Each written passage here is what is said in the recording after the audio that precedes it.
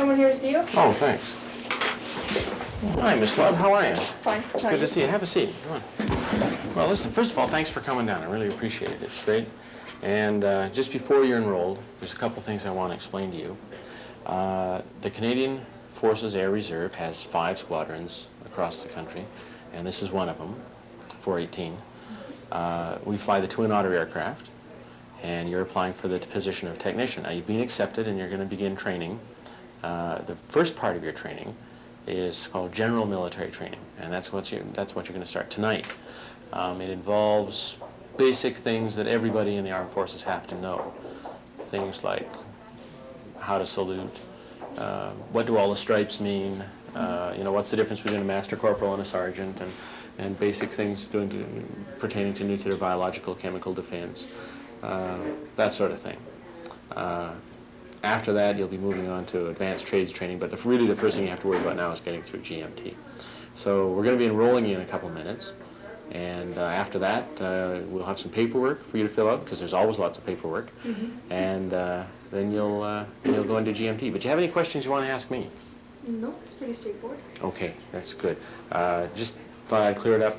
We can get the paperwork out of the way after you're enrolled.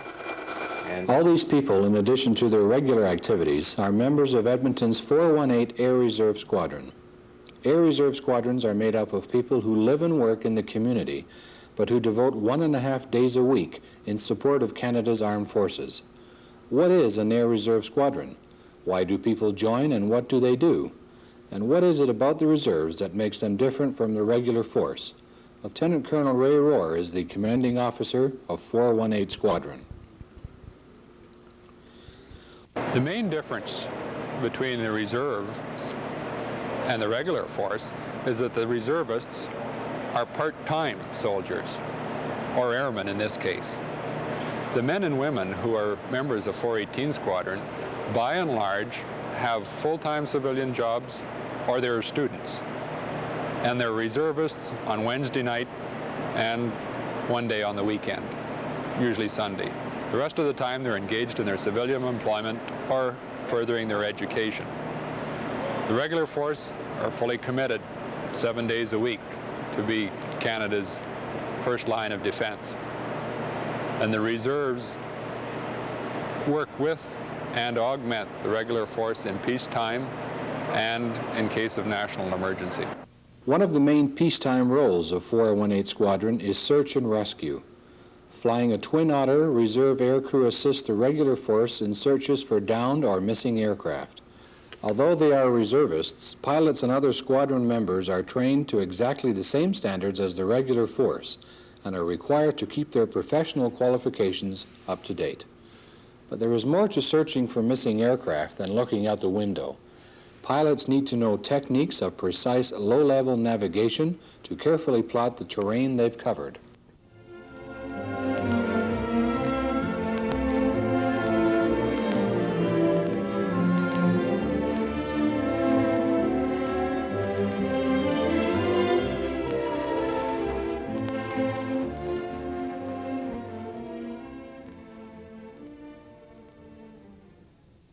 Upcoming events which are coming up, 16th of March, awards night. That's a Friday night. 17th, 18th is minimum manning. Mess meeting. Even the spotters need training. Before these squadron members can take part in a search, they must make special spotter training which teaches them to look for telltale signs of a downed aircraft. Treetops broken off, smoke, anything that doesn't look right. Provided you've taken the course, any squadron member can be a spotter. Technicians, administration clerks, band members. Everyone pitches in to help when a real search is on. Search and rescue is the glamour role of 418, but in practice, only a small portion of the squadron's time involves search and rescue work, while other roles include light transport and air cadet familiarization. On the ground, the squadron's own technicians help keep the aircraft in top flying condition. Working with members of the regular force, the technicians receive valuable hands-on experience in aircraft maintenance and repair. Because reservists have other jobs, most of their training is done in Edmonton by the squadron.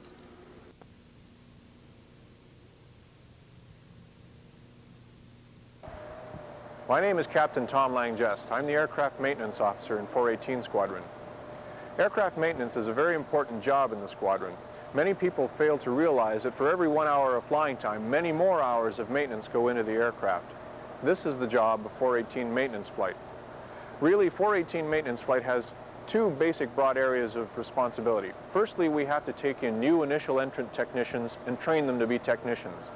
This is done both in the classroom and on practical exercises on a small Musketeer aircraft. This takes about a year. We'll be training people in really two broad areas. We train people in the mechanical areas, which include aero engine technicians and airframe technicians. And secondly, we train them in the electronics area, in the instrument and electrical fields, and in the communication systems fields. After the technician has finished training in those areas, he will wind up actually doing a technician's job on the Twin Otter aircraft. The Twin Otter is a good aircraft for the reserves in that it's up to date, but at the same time it's very robust and very much more simple aircraft than some of the more complicated things we fly in the forces today. The people who fly the planes and the people who fix them are the operational side of the squadron. But someone has to make sure that people in the unit are paid, trained, and have records which are up to date. 418 Squadron has an administrative section which ensures people are looked after just as the technicians ensure the airplanes are looked after. I'm the Chief Personnel Officer for 418 Squadron, and I've been tasked to explain to you what administration is, who we are, who can join us, and what kind of training we offer. First, administration does several things for our operational squadron. We provide pay and financial services. We also provide administrative support, such as typing services, personnel records maintenance, central registry mailing duties, security services, as well as training of people in general military leadership and administrative training. Now, who can join 418 Squadron in the administrative cell? Well, you can join 418 Squadron. Administrative clerks come from all walks of life, from high school students to secretaries to even salesmen. Administrative officers can be office managers, engineers, and even educators. All we require is that you have a basic knowledge of typing, a basic knowledge of paperwork. What kind of training can we offer you? Well, here at the unit level, we offer general military training, which involves a sort of familiarization with the military, with the rank structures in the military, what the military is, and actually has you fit into the military. In addition, we offer junior leadership training, which takes our more senior people and gives them the leadership abilities. And for officers, we give basic officer training. Trades training itself in the administrative cell is run through an Air Reserve National Trade School, which this year will be held at Gimli, Manitoba. And the training you receive there will get you to a skilled working level that will even convert into civilian careers. The squadron has its own medical department capable of performing routine aircrew medicals and medical screening for new recruits. The squadron medical officer is Dr. Ron Godey. The purpose of the medical section is to provide medical backup support to the squadron. We do this in a number of ways.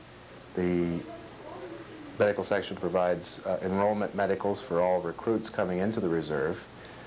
This is to ensure that they meet the standard set out by the Canadian Forces.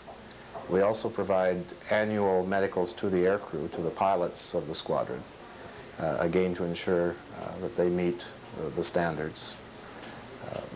There are also a number of other medical examinations which are required from time to time, and the section also provides those. We also provide some limited medical care to the members of the squadron on squadron parade nights. The section also provides medical support anytime the squadron deploys, for example, to summer camp, this type of thing.